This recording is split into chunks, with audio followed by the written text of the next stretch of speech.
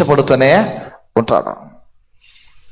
ప్రభునందు ప్రియ దేవుని సంఘమా, యేసుప్రభు వారు జయోత్సవముతో యెరూషలేములో నిన్నటి దినమందు ప్రవేశించి సాయంకాలం వరకు అదే యెరూషలేము ప్రాంతంలో ఆయన ఉండి, దానికి సమీపంగా జెరూషలేముకు సమీపంగా ఉన్నటువంటి దగ్గరగా ఉన్నటువంటి బేతనియ అనే ప్రాంతానికి, ఆ గ్రామానికి మరలా ఆయన వెళ్ళడమో జరుగుతుంది. బేతనియకని వెళ్ళినట్లు దేవుని వాక్యములు మనకు కనిపిస్తూ ఉంది. ఆ రాత్రి ఆయన విశ్రాంతి తీసుకుని బేతనియలో ఆ ప్రాంతంలో విశ్రాంతి తీసుకుని ఉదయమునే మరలా పెందలకడ లేచి అని ఏమీ భుజింపకుండానే ఆయన ఆకలితోనే యెరూషలేముకు తిరిగి ప్రయాణము ప్రారంభించారు. ఆయన బయలుదేరడం అనేది కనిపిస్తుంది. యేసుక్రీస్తు వారు నిత్యము పరిచర్య చేస్తూ ఉన్నటువంటి వారు. ఆయన పరిచర్య గురించి మనం బాగా ఆలోచన చేస్తే, నేటి సేవకులమైనటువంటి మేము ఎన్నో నేర్చుకోవలసినటువంటివి. నిర్విరామ పరిచర్య చేశారు ఆయన. ఎన్నడూ సేద తీర్చుకోవాలి, విశ్రాంతి నొందాలి అనే ఆలోచనటువంటి ఆయనకో లేదు. ఆయన ఎంతో పరిచర్య చేశారు. కాలినడకన నడిచి తీరుబడిగా ఉందాము, తీరుబడిగా సేద తీర్చుకుందామనేటువంటి ఆలోచన ఆయనలో లేకుండా ఉదయం మొదలుకొని పొద్దుగునుకు వరకైనా పరిచర్య చేస్తూనే ఉండేవారు. రాత్రులు కూడా చేస్తూ ఉండేవాళ్ళం. ఆయన అలసట తీర్చుకున్నది కొద్ది కాలం మాత్రమే. యెరూషలేములో జయప్రవేశం నిన్న చేసిన తర్వాత రాత్రికాలపు వేళలో బేతనీయలో ఆయన బస చేసి, ఈ దినం మరలో ఉదయకాలంలో, ఆనాటి కాలంలో బయలుదేరి యెరూషలేముకి ఆయన వెళ్తూ ఉన్నారు పరిచర్య కొరకు.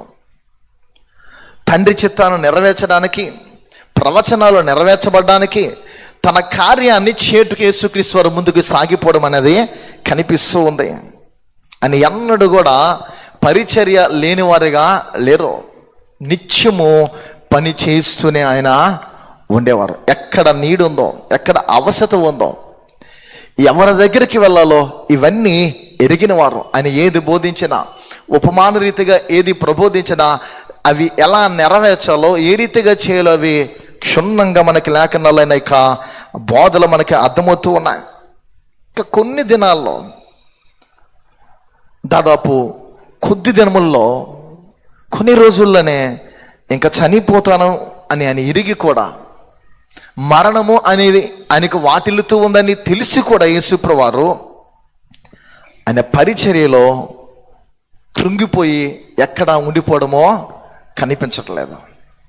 నిన్నటి దినం ముందు మనం విని ఉన్నాం, యెరూషలేము ప్రాంతానికి జయోత్సవముతో ఆయన జయప్రవేశము చేశారు.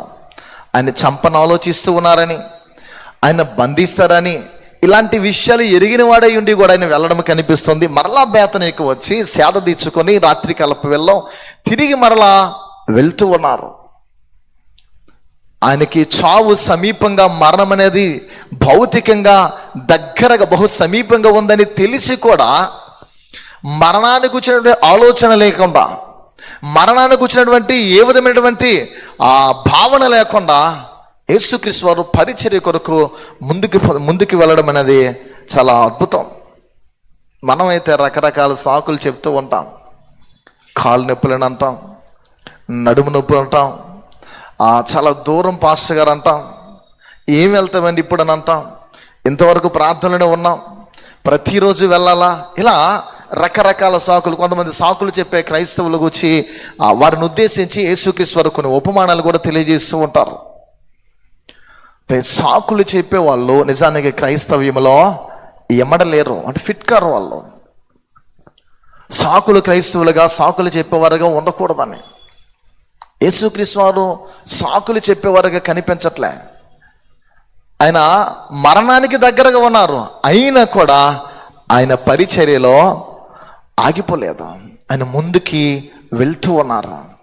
మన జీవితంలో చిన్నపాటి బడలిక వస్తే, చిన్నపాటి నీరసం అనేది చోటు చేసుకుంటే మనం కృంగిపోతాం.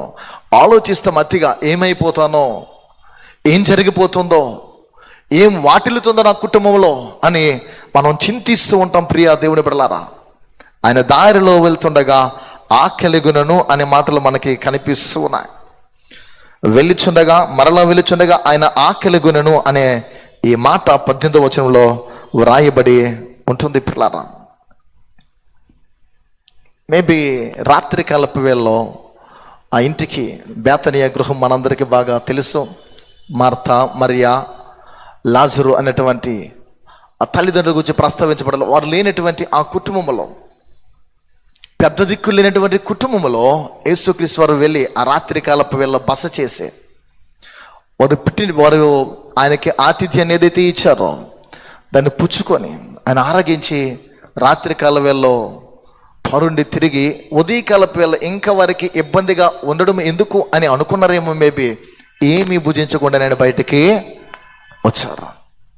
వస్తూ నడుస్తూ వెళ్తూ ఉన్నారు. ప్రియ దేవుని సంగమా, గమనించిన ఎలా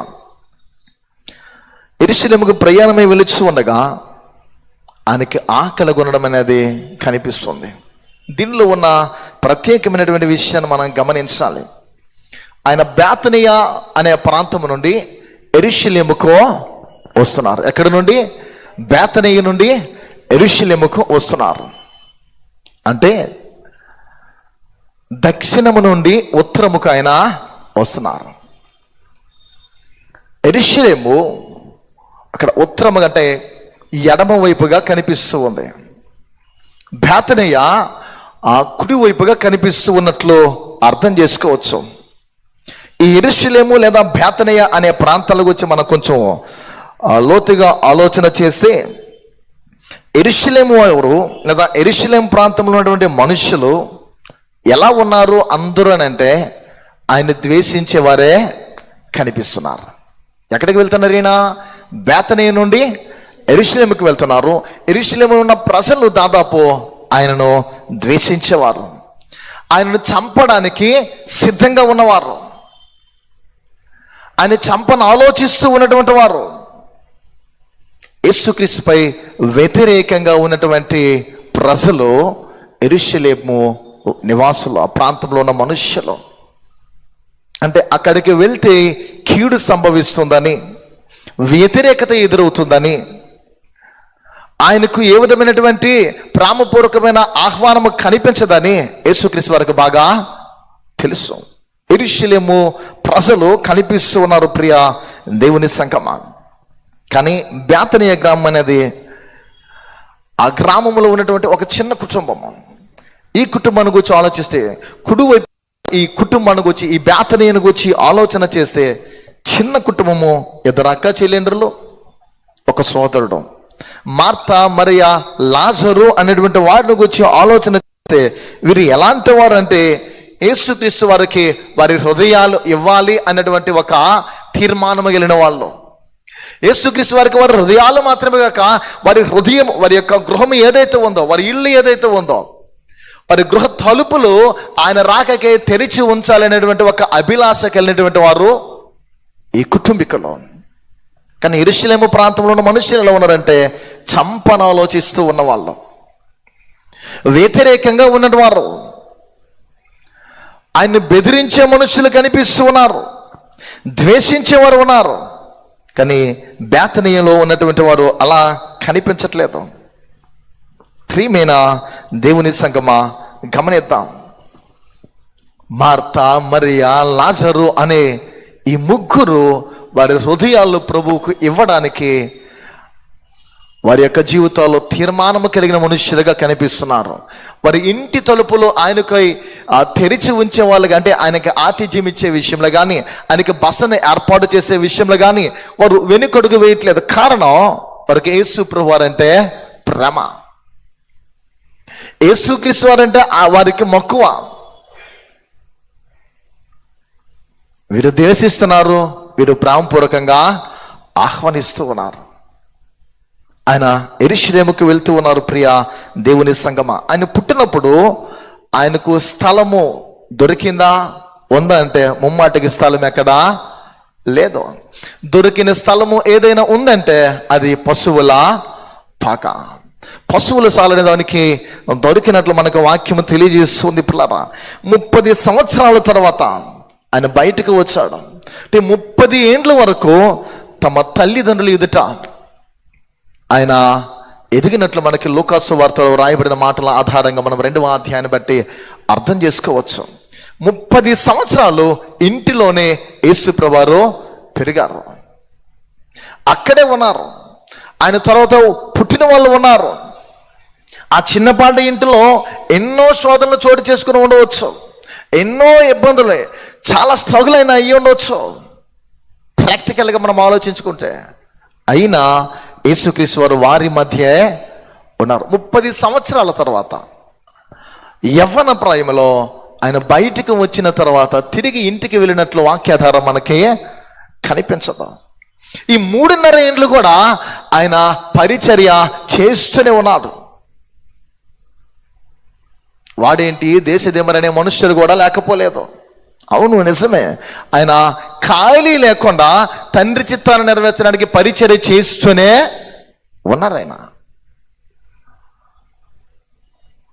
ఆయాసం లేకుండా, తీరిగ్గా ఉందమైనది లేకుండా తండ్రి చిత్తాన్ని నెరవేర్చడానికి, ఆయన దేని నిమిత్తం వచ్చాడో ఆ పనిని నెరవేర్చడానికి, దాన్ని పూర్తి చేయడానికి కాలినడకన చుట్టుప్రక్కల ప్రాంతాలన్నీ తిరుగుచు ఆయన పరిచర్య చేయడము చాలా గొప్ప విషయము. ప్రియ దేవుని సంగమా, అని 30 ఏండ్ల తర్వాత ఆయన ఎవరి మీద డిపెండ్ అయ్యేటట్లు కనిపించట్లే. ఇంటి దగ్గర ఉన్నప్పుడు కూడా ఆయన పని చేస్తూ ఉన్నవాడిగా కనిపిస్తాడు. ఇప్పటికీ చాలా మంది యవ్వన ప్రాయంలో వయసు వచ్చిన కూడా తల్లిదండ్రులపై డిపెండ్ అయ్యి ఆధారపడి బ్రతికిన పిల్లలు చాలామంది ఉంటారు. ఒక వయసు వచ్చిన తర్వాత మనం వారికి బడ్డెనగా ఉండకూడదు. యేసుక్రీస్తు ద్వారా చాలా మనం నేర్చుకోవచ్చు, తెలుసుకోవచ్చు. పిల్లరా, ఆధారపడేవారుగా ఉండకూడదు. ప్రభువారు ఆయన పరిచర్య చేస్తూ ఉండడం మనకి కనిపిస్తుంది. బేతనీయ కుటుంబము ఆయనకి ఆతిథ్యం ఇస్తూ ఉన్నారు, ఆయన హక్కును చేర్చుకుంటూ ఉన్నారు, ఆయనకు బసను ఏర్పాటు చేస్తూ ఉన్నారు. కేవలం దేనికి? విశ్రాంతి కొరకు. ఆయన పగలంతా నిర్విరమా సేవ చేసేవారు కనుక ఆయనకు అలా వారు ఏర్పాటు చేసేవారు. పిల్లరా, ఈ కుడి వైపున ఉన్నటువంటి బేతనీయ ఎలాంటిదంటే, ఆయన తీసుకువద్దాం, ఆయన ఆహ్వానిద్దాం, ఆయన తెచ్చుకుందాం, మన చెంత ఉంచుకుందాం, మనతో ఆయన ఉంటే బాగుంటుంది, ఆయనకి విశ్రాంతిని సిద్ధం చేద్దాం, బసను ఏర్పాటు చేద్దాం అని ఈ కుటుంబీకులు ఆలోచన కలిగినటువంటి మనుష్యులు. పిల్లరా, కానీ యెరూషలేము ఎలా ఉందంటే గమనించిన, ఇలా ఆయనను చంపేద్దాం, ఆయన అప్పగిద్దాం అనే భావనలో ఉన్నటువంటి మనుషులకు కొల్లాలు. ఆ ఆలోచనలో ఉంది యెరూషలేము బంధిద్దామని. ప్రియమైన దేవుని సంగమా, ఒక సత్యము, ఒక బేతనీయ ఎలాంటిది అని మనం చెప్పుకోవచ్చు అంటే, ఇక్కడ వ్రాయబడి ఉన్న సందర్భాన్ని బట్టి మనం ఆలోచన చేస్తే, నీ హృదయం లాంటిది. బేతనీయ అనే హృదయములో యేసుక్రీస్తు వారు నివాసము చేయాలని ఇష్టపడుతున్నారు, కానీ యెరూషలేములో ఉండడానికి అని ఇష్టమో చూపించట్లే. నిన్నంతా యెరూషలేములో ఉన్నారు. నాటి కాలాన్ని బట్టి మనం ఆలోచిస్తే జయప్రవేశము చేశారు. ఆయన అలా వెళ్తూ ఉంటే ఆ యెరూషలేములో ఉన్న మనుషులు కలవరపడ్డారని రాయబడి ఉంది. కానీ ఆ ప్రాంతంలో ఉండడానికి ఆయన ఇష్టమో చూపించట్లే, మక్కువ చూపలే. బేతనీయలో మార్తా మరియ ఇంటిలోనే ఉండడానికి ఇష్టపడుతూ ఉన్నాడు. బేతనీయను పోలిన హృదయం వలె నీ జీవితమో ఉండాలి. అంటే నీ హృదయము ఒక బేతనీయగా మారాలి. మార్తా మరియ లాజరు అనేటువంటి ఈ కుటుంబము, ఆ యొక్క ఇల్లు ఎలా ఉందో నీ హృదయము కూడా ఒక బేతనీయగా మార్పు చెందాలి. ఆయనకి ఆతిథ్యం ఇచ్చే విషయంలో, ఆయన హక్కును చేసుకునే విషయంలో, లేకపోతే ఆయనకి విశ్రాంతి ఇచ్చే విషయంలో, ఆయన తీసుకువద్దాం, ఆయన నాతో ఉండాలి, నేను ఆయనతో ఉండాలి అనేటువంటి ఈ భావనతో మన జీవితంలో ముందుకి నడుచుటకు మనం సన్నద్ధలుగా ఉండాలి, సిద్ధపడాలి. ఆయన బేతనీయ పోలినటువంటి ఈ కుటుంబం వల్ల మనం ఉంటే, నీతో, నాతో, మనతో, మన బిడ్డలతో, మన కుటుంబంతో, మన సంఘముతో ఉండడానికైనా ఇష్టపడతాడు. లేకుంటే మన జీవితంలో పిల్లరా యెరూషలేము వాస్తువుల వలె, యెరూషలేము ప్రాంతంలో ఆ మనుష్యుల వలె, వారి వల్ల మనం ఉంటే ఉండడానికి ఆయన ఇష్టమో చూపించడం. ప్రభువుకు నచ్చితేనే ఆయన ఎక్కడైనా ఉంటాడు. ప్రభుకి ఇష్టలై ఉంటేనే ఆయన ఉండగలడు అనే సత్యాన్ని మనం గమనిద్దాం పిల్లరా. ఈ లోకము ఒక జెరూసలేం, నీ హృదయం ఒక బేతనీయ. మన హృదయము బేతనీయగా మారాలి. జెరూసలేము యెరూషలేము ఎలాంటిదంటే ఈ లోకముగా కనిపిస్తూ ఉంది. యెరూషలేము ఈ లోకమైతే బేతనీయ నీ నా గుండె, నీ నా హృదయము. మన హృదయంలో యేసు ప్రభువారు ఉన్నారు, ఉండాలి. ఉండేటట్లు మన యొక్క జీవితాలు ఆయన కొరకై ఈ లోకములో ప్రవర్తించేటట్లు అనేకులు ఎదుట కనిపించాలి. ప్రియ దేవుని సంగమా, యేసు ప్రభువును ఈ లోకం అనే యెరూషలేము ఏం చేస్తుందంటే అంగీకరించట్లేదు, చంపుదామని అంటూ ఉంది. ఈ లోకం అనే యెరూషలేము, ఈ లోకం అనే యెరూషలేము ఏం చేస్తూ ఉందంటే ఆయన ద్వేషిస్తూ ఉంది.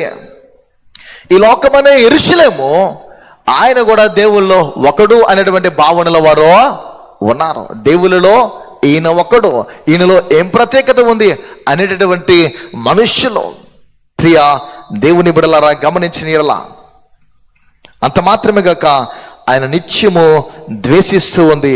ఆఖరకు ఈ లోకమనే యెరూషలేము ఒక దిగంబరిగా ఆయన్ను చూసింది, ఒక దరిద్రునిగా చూసింది. ఆయన సిలువ వేయించింది, ఆయన ఒక దరిద్రుని కింద చూడగలిగింది. అలానే జరిగింది. ఆయన సిలువ వేయడము, ఆయన ప్రాణము తనకు తానే ఆయన పెట్టడము, ఆయన చంపను ఆలోచించడము, ఆయన అప్పగించడము ఈ లోకమనే యెరూషలేము చేసింది. ప్రియ దేవుని సంగమా, ఆఖరకు ఈ లోకమనే యెరూషలేము ఆయన నెట్టేసింది, ఆయనను త్రోసేసింది. అలాంటి యెరూషలేము ఆయనను త్రోసేస్తుందని, నెట్టేస్తుందని, ఆయన చంపను ఆలోచిస్తున్నారని, ఆయన బెదిరిస్తారని, ద్వేషిస్తారని అన్ని ఎరిగి కూడా పెందల కాడ లేచి బేతనీ నుండి, తనకిష్టమైన ఇంటి నుండి, తనకిష్టమైనటువంటి ప్రాంతము నుండి యెరూషలేముకి ఆయన ప్రయాణమై వెళ్ళడము గమనార్హం.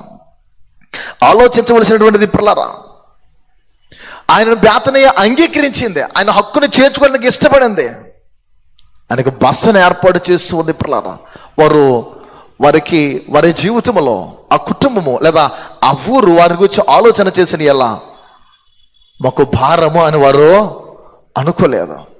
వారికి అవసరం మాకు కావాలనే వారి యొక్క జీవితంలో ఆ ఉద్దేశానికి వచ్చినారు.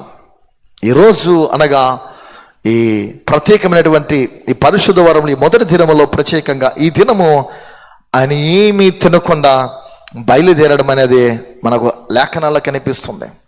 అంజూరపు చెట్టు దగ్గరికైనా వెళ్తున్నారు. దారిని వెళ్తూ ఉండగా చెట్టు కనిపిస్తుంది, వెళ్ళడం కనిపిస్తుంది పిల్లరా. ఏమైనా దొరుకుతుందేమో అని ఆయన ఆశించాడు. ఎందుకంటే ఆ చెట్టు అంత ఇంపుగా ఏపుగా కనిపిస్తుంది. ఏమైనా దొరుకుతుందేమోనని ప్రభువారు ఆశించడం మనకు కనిపిస్తుంది. నిజానికి ఆయనకు పుట్టడానికి తనది కాని ప్రియ దేవుని బిళ్ళారా పశువుల శాల కావలసి వచ్చింది. ఆయన జన్మించినటువంటి ఆ స్థలము ఆయనకు చెందినదే కాదు. అంత మాత్రమే కాక ఆయన తినడానికి తనది కానిటువంటి వేరొకని బల్ల మీద ఆయన తినడం మనకు కనిపిస్తుంది. బైబిల్ గ్రంథం మనం బాగా చూస్తే అక్కడితో పోక ఆయన ప్రయాణము చేయడానికి తనదు కాని వేరొకరు దోణి ఎక్కి నిలుచుని కూర్చొని ఆయన బోధించడము గలిలయ సముద్రంలో మనం చూడగలం. ఇవేవి ఆయనకి చెందినవే కావు.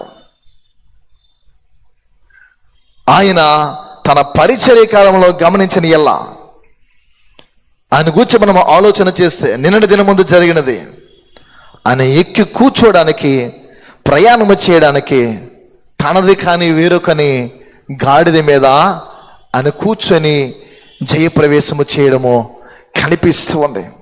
ఈ లోకంలోనికి నేరుగా రావడానికే తనది కాని గర్భానికైనా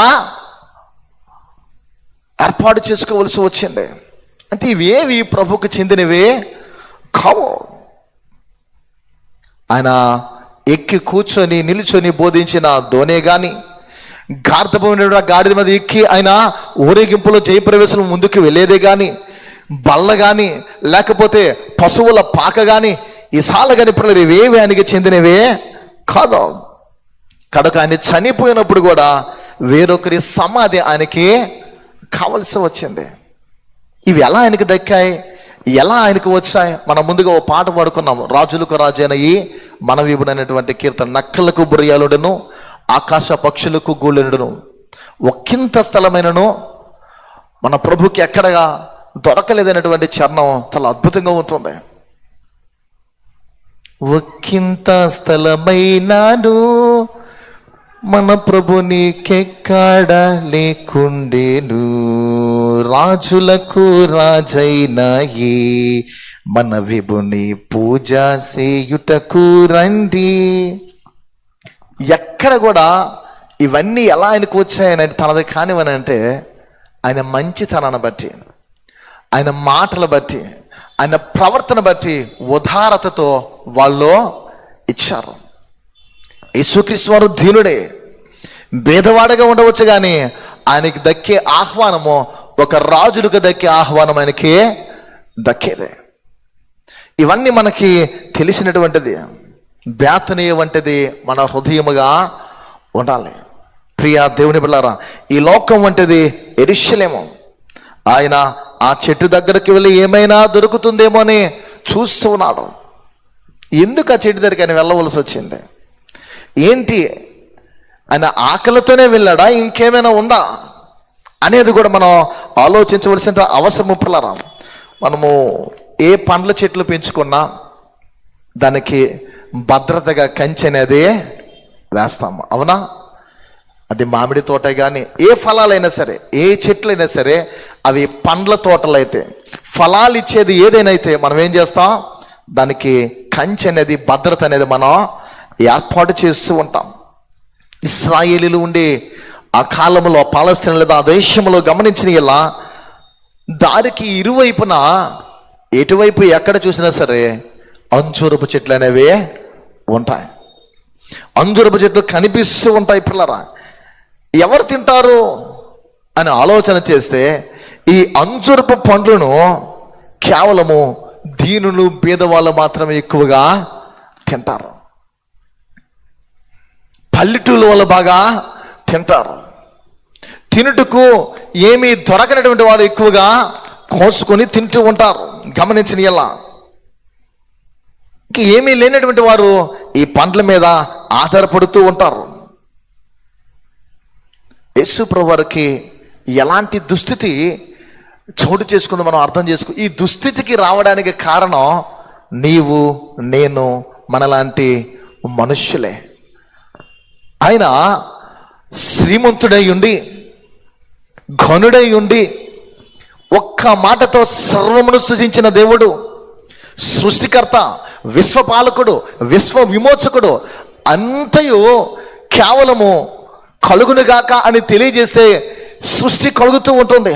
అలాంటి గొప్ప దేవుడు ఆకలి కొనడము, ఆకలి కొని ఆకలి చేత అలమటించడము, ఒక చెట్టు దగ్గరికి వెళ్ళి ఫలములు దొరుకుతాయేమని అని వెతుక్కోవడం అనేది చాలా ఆశ్చర్యం.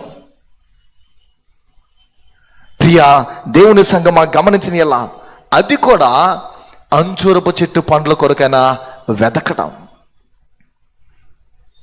ఈ పండ్లు ఎక్కువ అందరూ తింటారు, కానీ పల్లెటూరు వాళ్ళు, బీదలు, ఏమీ లేని వాళ్ళు ఈ ఫలాలు తింటారు. అంజూరపు పండ్లు అంటే మనకు ప్రత్యేకత ఏమో, కానీ ఇశ్రాయేలుకి అంత ప్రత్యేకమేమీ కాదు. వాళ్ళకి బాగా దొరికేవి అవి. అంజూరపు పండ్ల గురించి సమస్తం సృజించిన ఆ ప్రభువుకి అన్నపానములు ఇచ్చినటువంటి ఆయన ఆకలి కొనడము ఆశ్చర్యం. ఆయన ఈ అంజూరపు చెట్టు యొద్దకు వచ్చి ఫలాలు ఆశించి వెదుగుతూ ఉన్నారు. పిల్లరా, దీనిలో ఉన్నటువంటి ఒక మర్మను మనం గ్రహించాలి. ఆయన దేవుడు, మన అందరికీ తెలుసు. దేవుడు ఒక్కడే, దేవునికి నరులకును మధ్యవర్తి ఒక్కడే, ఆయనే క్రీస్తు యేసును నరుడు అని తిమోతికి రాస్తూ భక్త పౌలు హెచ్చరిస్తూ ఉంటాడు. అయితే ఆయన దేవుడై ఎలా ఉన్నాడో ఆయన మానవుడు కూడా సంపూర్ణమైనటువంటి నరుడు యేసుక్రీస్తు వారు. నీవు నేను మనమందరము ఎలా రక్త మాంసములు కలిగిన వారిగా ఉన్నామో ఆయన కూడా మనలాంటి రక్త మాంసములు కలిగినటువంటి శరీరాన్ని కలిగిన వాడు. ఆయన సంపూర్ణమైనటువంటి దేవుడు, 100%. యేసు ప్రభువారు దేవుడు. ఆత్మకు ఆకలి అనేది ఉండదు, కానీ శరీరానికి ఏం కావాలి? ఆహారం కావాలి. ఆకలి వేస్తూ ఉంటుంది పిల్లరా. ఆయన ఆకలి ఉండడం అనేది శారీరకంగా మనం ఆలోచన చేసుకోవచ్చు. అది పచ్చగా ఆకులతో గుబురుగా ఈ అంజూరపు చెట్టు కనిపిస్తూ ఉంది. ఈ చెట్టు దాదాపు 15 అడుగుల కంటే ఎక్కువగా ఎదగదు. రమరమి 15 అడుగుల కంటే పిల్లలు సుమారు కొమ్మలు విశాలంగా వ్యాపిస్తూ ఉంటాయి. ఎంతలా అంటే సుమారు 25 అడుగుల కంటే 25 అడుగుల కంటే వెడల్పుగా ఈ చెట్టు ఆకులు కొమ్మలు అనేవి వ్యాపిస్తూ ఉంటాయి. దీని ఆకులు ఉపయోగకరమని బైబిల్లో హెచ్చరిస్తూ ఉన్నాయి. దీన్ని పండ్లు కూడా ప్రయోజనకరమని బైబిల్లో వ్రాయబడుతూ ఉన్నాయి పిల్లరా. ఆదికాండము 3వ అధ్యాయము 7వ వచనము గమనించిన ఎల్లా ఈ రీతిగా వ్రాయబడి ఉన్నది. అప్పుడు వారిద్దరి కనులు తెరవబడెను, వారు తాము దిగంబరమని తెలుసుకొని అంజురపు ఆకులు కుట్టి తమకు కచ్చడములు చేసుకొనిరి. చాలా గమనించిన ఎల్లా ఇక్కడ జరిగిన పరిస్థితి మనకు తెలుసు. తినకూడని ఫలము వారు తినమన జరిగినది ఏంటంటే వారు దిగంబరులని తెలుసుకున్నారు. తెలుసుకున్న తర్వాత ఆదాము హవ్వలు సిగ్గు అనేది వరకు వచ్చి అంజూరపు ఆకులను కచ్చడముగా ఏం చేశారు? కొట్టుకొని ధరించుకున్నారు. ఆకులు ఒళ్ళిపోకుండా ఓడిపోకుండా అలానే ఉండిపోతాయా? మరలా ఎండిపోతాయి అవి, అవునా? వారికి సిగ్గు వచ్చింది. వారు ఏం చేస్తున్నారంటే ఆకులను వారికి అడ్డంగా కట్టుకుంటున్నారు. ఇది నరుని యొక్క మానవుని యొక్క స్వనీతి అనే జ్ఞానము అది వాడిపోతుంది. మానవుని స్వనీతి ఎంతకాలమో ఉండదు.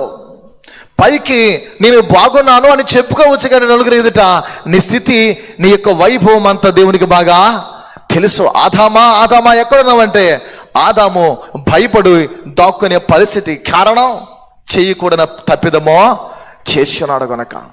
ఇలా నరుని జీవితం అంతా వేషధారణతో కూడినదే.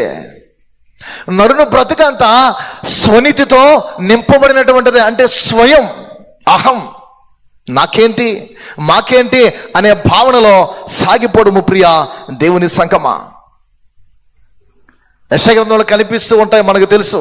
హిజ్కియాకు మరణకరమైన రోగం వచ్చినప్పుడు ఆ పండ్ల యొక్క ఉపయోగం ఏంటనేది 38వ అధ్యాయం 21వ వచనంలో కనిపిస్తే పిల్లరా, చాలా మంది జనులు, ప్రజలు, మనుష్యులైన వారు ఈ చెట్టు నీడ కొరకు వారి ఇంటి దగ్గర కూడా నాటే విషయాలు మనకు మన లేఖనాల్లో కనిపిస్తాయి. యోహాను సువార్త 1వ అధ్యాయము 18వ వచనంలో ఇలా వ్రాయబడి ఉన్నది. యోహాను సువార్త 1వ అధ్యాయము 18వ వచనంలో ఇలా ఉన్నది. ఎవడను ఎప్పుడైనాను దేవుని చూడలేదు తండ్రి రొమ్మునున్న అద్వితీయ కుమారుడే ఆయనను బయలుపరచను. పిల్లలు ఇక్కడ గమనించిన ఇలా ఎప్పుడైనా దేవుణ్ణి ఎవడనో చూడలేడు. ఎవడు ఆయన చూడగలడు ఏంటి అనేది మనం ఆలోచన చేయవచ్చు. 48వ వచనంలో మనం చూస్తే అదే అధ్యాయము, నన్ను నువ్వు ఎలాగో ఎరుగుదువు అని నతనీయులు ఆయనను అడుగగా యేసు, ఫిలిప్పు నిన్ను పిలువక మునిపే నీవు అంజూరపు చెట్టు క్రింద ఉన్నప్పుడు నిన్ను చూచితానని అతనితో చెప్పను. నీవు అంజూరపు చెట్టు క్రింద ఉన్నప్పుడు నిన్ను, అంటే ప్రజలు సేద తీర్చుకోవడానికి నీడ కొరకు వారి యొక్క గృహాల దగ్గర కూడా ఈ యొక్క చెట్లు నాటుదరు. మనకు చూడండి, గానుగు చెట్లు అంటాం, చాలా మంది ఇళ్ళ దగ్గర పల్లెటూరులో అవి నాటుతూ ఉంటారు. అలానే ఈ చెట్లు కనిపిస్తూ ఉంటాయి పిల్లరా.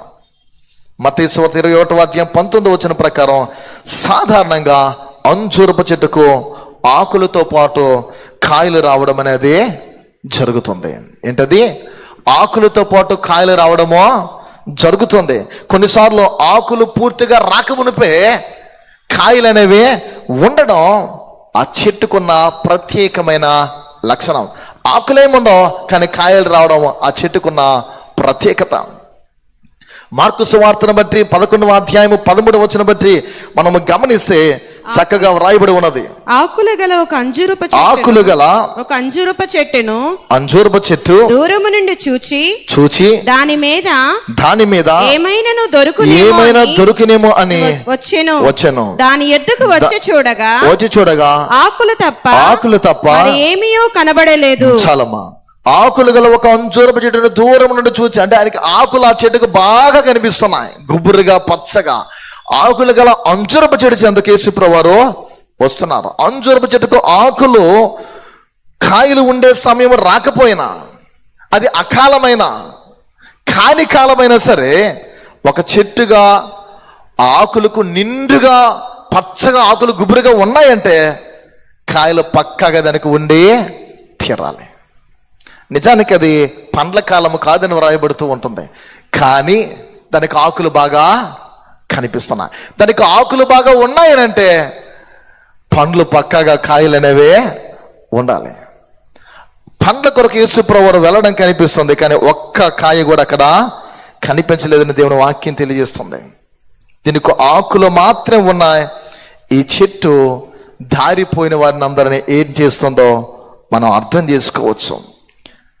తనకు లేనిది ఉన్నట్టుగా చూపించడానికి ప్రయత్నిస్తుంది. 3 విషయాలు త్వరగా చెప్పి ఆ సందేశాన్ని ముగిస్తాను పిల్లరా. మొదటిగా గమనించిన ఎలా వేషధారణకు ఈ అంజూరపు చెట్టు సాదృశ్యం. దీనికి వేషధారణకు ఈ అంజూరపు చెట్టు సాదృశ్యం ఎలా ఏంటి అని మనం ఆలోచన చేస్తే, ఆయన దారి గుండా వెళ్తూ ఉన్నారు. చెట్టు పచ్చగా ఆకులతో గుబురుగా కనిపిస్తూ ఉంది. ఆకులు నిండుగా ఎప్పుడైతే ఉన్నాయో యేసుప్రభువు వారు దీనికి పండ్లు ఉంటాయి అని ఆశించి ఒక్కొక్క ఆకును పిల్లరా ఆయన చూస్తూ వెతుకుతూ గుబురుగా ఉండే ఆ ఆకులను రెమ్మలనైనా ఆయన తీస్తూ ఉన్నారు. మనం ఏ చెట్టు దగ్గరికి వెళ్ళి ఏ ఫలాన్ని కోయాలని ఆశపడినా మంచిదాని కొరకు మనం చూస్తూ ఉంటాం. ఫలాలు ఒకవేళ లేకపోతే, పండ్లు కనిపించకపోతే ఆకులు తిప్పి మరీ చూస్తాం, వెతుకుతాం. కారణం మనకు ఆ పండు కావాలి, మనం అనుకున్నటువంటిది నెరవేర్చుకోవాలి. యేసుక్రీస్తు వారు కూడా అలానే వెతుకుతున్నారు. ఆయన ఆకలితో ఉన్నారు, చెట్టుకు పండ్లను వెతుకుతూ ఉన్నారు పిల్లరా, కానీ ఒక్క పండు కనిపించట్లేదు. దానికి ఉన్నవన్నీ ఆకులే. ఆ చెట్టు ఇశ్రాయేలులకు లేదా యూదా జాతికి, ఆ ప్రజలకు సాదృశ్యంగా కనిపిస్తూ ఉంది.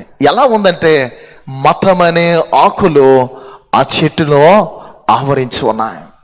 ఒక విశ్వాస స్థితికి కూడా సాదృశ్యంగా చెప్పుకోవచ్చు పిల్లరా.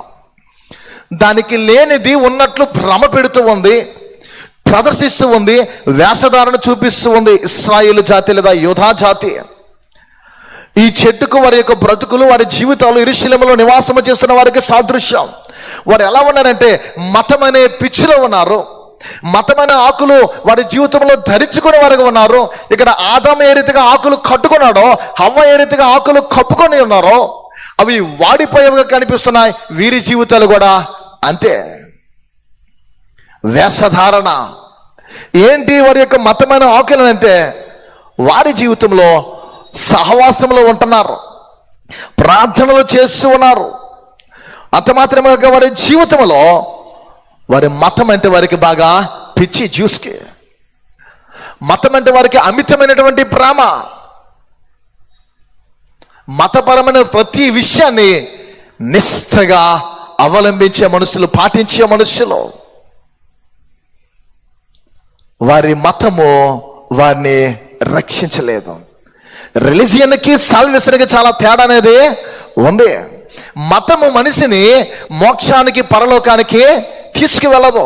నీవు చేసే ప్రార్థనలు, యాచనలు, భక్తి, సహవాసము ఇన్ని చేసినా సరే అందులో రక్షణ లేకపోతే నీకు పరలోకం దక్కదు. రక్షణ అనేది నీ జీవితంలో ఉండదు. రక్షణ ఉంటేనే నిత్యత్వము అనేది వస్తుంది. మతము మోక్షానికి, పరలోకానికి చేర్చదు, రక్షణ మాత్రమే నడిపించగలదు. ఆకులు గుబురుగా ఉన్నాయి, అవి మతం అనే ఆకులు, వాడిపోయేవి, ఒళ్ళిపోయాయి, కానీ అందరికి పచ్చగా వారి జీవితాలు కనిపిస్తూ ఉన్నాయి. మాకేంటి, మేము బాగానే ఉన్నాము అని వేషధారణ జీవితాలు ప్రదర్శిస్తూ ఉన్నారు ఆనాటి కాలపు యూదులు. నేటి కాలపు క్రైస్తవులుగా మనం ఎలా ఉన్నాం? మనము మతమైనటువంటి భ్రమలో వెళ్ళిపోతున్నామేమో. అన్నీ చేస్తూ, ఉపవాసాలు చేసి, యాచన చేసి, భక్తి చేసి, భయం ఉండి అన్ని చేస్తూ కూడా జీవితంలో రక్షణ లేని వారిగా, దేవుడంటే సంపూర్ణమైనటువంటి ఒక ఆలోచన లేని వారిగా, మనకు నచ్చినట్లు అన్ని పై విషయాలు, భూత భక్తిని కలిగిన వారిగా జీవించేవారిగా ఉంటే, ఆ రక్షణ నీ రక్షణ ఏదైతే ఉందో ప్రభువారు అనుగ్రహించారో అది కాపాడుకోలేని పరిస్థితులు ఉంటే, నీది నాది మనది కూడా మతమైన ఆకులను తొడుక్కునేటువంటి ఈ చెట్టును పూలినటువంటి వారిగా ఉండినట్లు, అంటే వేషధారులుగా ఉండినట్లు. అయ్యో వేషధారులైన శాస్త్రులారా, పరిసయ్యులారా ఆయన మాట్లాడుతూ ఉంటారు. పిల్లరా, అన్నీ చేస్తూ ఉన్నారు, కానీ చేయవలసినది, ఉండవలసింది మీ జీవితంలో లేవో. ఈ చెట్టు యొక్క పరిస్థితి అంత మాత్రమే కాక, ఆ చెట్టును గురించి ఇంకా మనం ఆలోచిస్తే మతమైన ఆకులు గుబురుగా కనిపిస్తున్నాయి. మందిరము పిల్లలు కనిపిస్తుంది, వారికి మందిరం అంటే మక్కువ, టెంపుల్ వర్షిప్ కనిపిస్తూ ఉంది, ఆరాధన చేస్తూ ఉన్నారు, బలులు అర్పిస్తూ ఉన్నారు, బలిపీఠం దగ్గరికి వెళ్ళి రకరకాల బలులు అర్పిస్తున్నారు. ఆ బలు అర్పించినప్పుడు, ఖండించబడినప్పుడు, ఆ యొక్క ప్రాణి వధించబడినప్పుడు దాని రక్తం అక్కడ ఒలికించబడుతూ ఉంటుంది. మా పాపలు కడుక్కున్నాం, బాగానే ఉన్నామనేటువంటి భ్రమలో వారు జీవిస్తున్నటువంటి ప్రజలు, ప్రియ దేవుని బిడలారా, మందిరం అనే ఆకులు, మతమైన ఆకులు కలిగి ఉన్నారు, మందిరం అనే ఆకులు కలిగి ఉన్నారు. కానీ మందిరములో ఉండవలసిన వాడు లేడు, మందిరములో ఉండవలసినటువంటి ప్రభువుకి స్థానం లేదు. పై జీవితాలు మాత్రమే కనిపిస్తూ ఉన్నాయి, పై భక్తి కనిపిస్తూ ఉంది, పై ఆచారాలు కనిపిస్తూ ఉన్నాయి. అవి పచ్చగా ఉన్నాయి అని లేనివి ఉన్నట్లు చూపించే ఈ చెట్టు వలె వారి జీవితాలు కనిపిస్తున్నాయి. దేవాలయం అంతే మక్కువే, కానీ దేవునికి ఉండవలసిన ప్రాధాన్యత వారి జీవితంలో ఉండట్లేదు. పిల్లరా, గమనించిన దేవాలయమైన, మందిరమైన ఆకులు వారు తొడుక్కొని ఉన్నారు. సంప్రదాయాలకు వారు చాలా ప్రాముఖ్యతనిచ్చే మనుషులు, ఫార్మాలిటీస్. పిల్లరా, సంప్రదాయమైన ఆకులు, కట్టుబాటులైన ఆకులు వారు కలిగి ఉన్నటువంటి వారు. ఆనాటి యాజకులు కూడా మందిరం గురించి ఆలోచిస్తే, మాలాంటి సేవకులు, యాజకులు, బైబిల్లో రాయబడిన మాట, మీరు కుక్కల వలె తిందురు అని అంటూ ఉంటాడు. మీరు తింటున్నారు తీసుకొచ్చినవి. హోఫ్నీ ఫినెహాసుల గురించి రాయబడుతూ ఉంటుంది, ఏలీ కాలంలో వారి పరిస్థితులు రాయబడుతూ ఉంటాయి. అంటే ఆకులు తొడుక్కున్నారు, కానీ వారి జీవితాలు ప్రభుకి దగ్గరగా లేవో. నేటి కాలపు క్రైస్తవ్యంలో సాగిపోతున్న మన పరిస్థితులు ఎలా ఉన్నాయి? వారి యొక్క కట్టుబాటులు కనిపిస్తూ ఉన్నాయి. పిల్లరా, ఏంటి వారి కట్టుబాటులు, వారి యొక్క సాంప్రదాయాలు అంటే, మా పితరులు ఎలా చేశారో మేము కూడా ఇలానే చేస్తాం, మా పితరులు మాకు చెప్పారు, మేము వీటిని అవలంబిస్తాం. ప్రియా దేవుని బిడ్డలారా, వారి ధర్మశాస్త్రాన్ని అనుసరిస్తున్నామని చెప్పేవాళ్ళం, కానీ పాటించవలసిన వారు పాటించే వాళ్ళు కాదు. యేసుక్రీస్తు వారికి మధ్య ఉన్న కాన్వర్సేషన్లో యూదులకు యేసుక్రీస్తు వారికి, శాస్త్రులకు యేసుక్రీస్తు వారికి, పరిసయ్యులకు యేసుక్రీస్తు వారికి, సద్దుకాయులకు యేసుక్రీస్తు వారికి మధ్య జరుగుతున్న మాటలు, సంభాషణలు చూస్తే అద్భుతమైన విషయాలు వెలువడుతూ ఉంటాయి. మనం ధ్యానిస్తే మీరు అన్నీ చేస్తున్నారు, కానీ పై మాత్రమే చేస్తున్నారు. మీరు సున్నము కుట్టిన సమాధులను పోలిన వారు అంటూ ఉంటారు. వెలుపట శుద్ధిగా అనిపిస్తుంది, కానీ ఆంతర్యము శుద్ధిగా మీ యొక్క బ్రతుకులు లేవని అంటూ ఉంటారు. ఆయన వెలుపట కంచాలు మీరు శుభ్రపరుచుకుంటున్నారు, కానీ లోపల మీరు బాగుగా లేరంటూ ఉంటారు. పిల్లరా, వారు ధర్మశాస్త్రానికి ప్రాధాన్యతనిస్తున్నారు, కానీ ప్రభువుకు ప్రాధాన్యతను ఇవ్వట్లేదు. ఇంకా వారి గురించి గమనిస్తే, వ్యాసదానికి సాదృశ్యంగా ఉన్న ఈ అంజూరపు చెట్టు గురించి ఆలోచన చేస్తే, పిల్లరా, ఆనాటి కాలపు శాస్త్రులు, పరిసయ్యులు, సద్దుకులు ఒక్కొక్కటి నమ్మేవాడు. ఒకడు పునరుత్థానం ఉందంటాడు, మరొకడు లేదంటాడు. ఒకడు తీర్పుడు గురించి మాట్లాడదు, మరొకడు తీర్పుడు గురించి మాట్లాడదు. ఒకడేమో దేవదత్తలు ఉన్నారంటారు, మరొకరు దేవదత్తలు లేరంటారు. అంటే నేటి కాలపు క్రైస్తవులు చూడండి, సంఘము ఇక్కడ ఉన్నప్పుడే శ్రమలు అంటాయి ఒకడు, మరొకడేమో సంఘం ఎత్తబడిన తర్వాత శ్రమలు అంటాడు. ఒకరేమో మేరీని నమ్ముతారు, మరొకరేమో యెహోవాను నమ్ముతారు. విశ్వసించడం, ఒక్కొక్కరి భక్తి అనేది, ఒక్కొక్కరి జీవితం అనేది, ఆధ్యాత్మికమైన ఆ బ్రతుకు అనేది భిన్నమైనటువంటిదిగా, అంటే క్రైస్తవ్యములో శాఖలు పలు విధములైన శాఖలు, రకరకాల విభాగాలు, వారికి మనకి ఏమీ తేడా లేదు. ఒకడు శనివారం ఆరాధన చేద్దాం అంటాడు, మరొకడు ఆదివారమే చేద్దామంటాడు. ఆనాటి కాలపు శాస్త్రులు, పరిసయ్యులు, సద్దుకయ్యులు ఇలాంటి ఆకులను వారు తొడుక్కునేవారుగా కనిపిస్తున్నారు. వేషధారణతో వారి జీవితాలు నింపబడ్డాయి. ప్రియ క్రైస్తవ సంఘమా, దేవుని బిడ్డలారా, మనం ఎలా ఉన్నాం? ఈ అంజూరపు చెట్టు వలె వేషధారణతో మన జీవితాలు నింపబడి ఉంటే చాలా భయంకరమైన పరిస్థితి మన జీవితంలో ఫేస్ చేయవలసి వస్తుంది. అంజూరపు చెట్టు వల్ల మనం ఉండకూడదని ప్రభు యొక్క ఉద్దేశము. వీరు వేషధారులుగా ఉన్నారు, ప్రభుకి ఆ మాత్రం కూడా నచ్చిన విధంగా లేరు. ఈ చెట్టు ఎలా ఉందంటే దారిని పోయిన వారిని, వస్తూ పోతున్న వారిని మోసం చేస్తూ ఉంది. తనకు లేనిది ఉన్నట్లు భ్రమ పెడుతూ ఉంది, లేనిది ఉన్నట్లు చూపిస్తూ ఉంది. యేసుప్రభు వారి వల్లే ఎంతమంది వెళ్ళి మోసగించబడ్డారో. మన క్రైస్తవ ప్రయాణములు కూడా లేనిది ఉన్నట్లు మనము భ్రమ పెడుతున్నామేమో. పైకి శక్తిని, ప్రభు యొక్క శక్తిని ఆశ్రయించే వారిగా కనిపిస్తున్నామేమో పైకి, కానీ నిజానికి ఆ శక్తిని లోపల ఆంతర్యములో ఆశ్రయించే వారిగా మనం ఉండట్లేదేమో. భక్తి గల వారిగా మనల్ని మనం చూపించుకుంటున్నామేమో. సంఘమా, ఒక కుటుంబముగా, సంఘముగా, ఒక వ్యక్తిగా మన జీవితంలో మనం ఎలా ఉన్నాం? లేనిది ఉన్నట్టు చూపిస్తున్నామేమో, ఉన్నవి లేనట్టు ప్రదర్శిస్తున్నామేమో. రెండవది గమనించిన ఎలా, ఫలములు లేని అంజూరపు చెట్టు. ఫలములు లేనటువంటి అంజూరపు చెట్టు, ప్రియ దేవుని బిడ్డలారా, ఎందుకు శపించబడింది? ఆయన వెతికి వెతికి వెతికి అలసిపోయి చూసి ఆకుల్లో ఏ ఫలము దొరకక ఇక మీదట ఎనటికి నీవు కాపు కాయకుందువుగా కానీ అని శపించిన వెంటనే అది వెంటనే తక్షణమే ఎండిపోయింది. అని దేవుడు ఎందుకని వెంటనే దానికి శిక్షించారు? ఎందుకు అంతలా అనవలసి వచ్చింది? తనకు లేనిది ఉన్నట్టు భ్రమ పెడుతూ ఉంది. వేశ్యనైనా క్షమిస్తాను కానీ వేషధారిని క్షమించనని ప్రభువారు అంటారు. ఆయన తీర్పు, ఆయన న్యాయ శాసనం అనేది చాలా భిన్నమైనటువంటిది. వేషధారులని క్షమించే ప్రభు కాదు. వెంటనే ఆయన శపించగా ఆ చెట్టు ఎండిపోయింది. ప్రియ దేవుని బిడ్డలారా, గమనించిన ఎలా, ఫలములు లేని అంజూరపు చెట్టు, ఒక్క ఫలము కూడా లేదు. ఇశ్రాయేలు జాతిలో, యూదులలో, ఆనాటి కాలపు యెరూషలేము ప్రజలలో ఒక్క ఫలము కూడా ప్రభువుకు మెప్పు పొందేటట్లు ఒక్క ఫలము కూడా వారిలో లేదు. ఆయన మెప్పించలేకపోయారు, ఆయన కలిగి జీవించలేకపోయారు, ఆయన హక్కును చేర్చుకోలేకపోయారు, ఆయన తృణీకరించారు, ఆయన్ని విడనాడారు. ఇది ఒక విధమైన ప్రవచన నెరవేర్పు ఈ చెట్టు. ఏంటి ఈ ప్రవచనము, ఈ నెరవేర్పు అంటే ఇశ్రాయేలు జీవితాలకు వచ్చి ఆయన నిన్నటి దినమంతా ఊరేగింపులో, జయప్రవేశములో ఆ నగరాన్ని, ఆ ప్రాంతాన్ని చూస్తూ శత్రువులు నిన్నో చుట్టుముడతారని ఆయన మాట్లాడడం జరుగుతూ ఉంటుంది.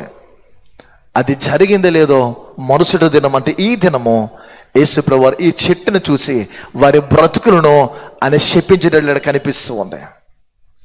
ఆయన శపించినాడు, చెట్టు వెంటనే ఎండిపోయింది. ఈ ప్రవచనం నెరవేర్పు అనేది ఇశ్రాయేలు జీవితంలో ఎప్పుడు జరిగిందో మనకు కనిపిస్తుంది. ఇశ్రాయేలు దేశం లేకుండానే పోయింది. ఇశ్రాయేలు కంట్రీ వారి జీవితంలో లక్షల మంది ప్రజలు, వారి తలలు, ముండలు ఖండించబడ్డాయి. ఇశ్రాయేలు దేశం ఆనాటి కాలపు ఆ యొక్క ప్రజలలో దేశమంతా ప్రతి వీధి రక్తపు టేరు ప్రవహించింది. శత్రువులు చుట్టుముట్టారు. ప్రభువారు పునరుత్థానం అవడము, ఆరోహణం అవన్నీ జరిగిపోయి వెళ్ళిపోయిన తర్వాత కొంతకాలానికి, కొన్నేళ్ళకి పిల్లరా జరిగిన కాలం ఇజ్రాయేల్ అనేది మనుష్యులు ఆ దేశం లేకుండానే పోయింది. శిక్ష కొద్ది కాలం ఉంటుంది, శిక్ష అనేది కొద్ది కాలమైనది ఉంటుంది పిల్లరా, కానీ ఆత్మ సంబంధమైన ఫలం అనేది నిత్యమో ఉండేది.